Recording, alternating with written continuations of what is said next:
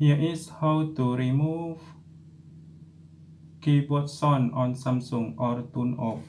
First, you can open system setting like this.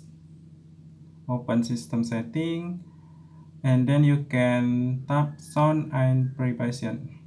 Next, you can see system sound. You can turn off keyboard sound, charging, screen lock, dialing keypad, and touch interaction. Like this, turn off. Don't forget to turn off like this. Or you can turn off from here. Go to General Management, Samsung keyboard setting, and then you can tap to voice swipe, touch, and feedback. You can see touch feedback. You can turn off from here. So easy. Thank you for watching my video.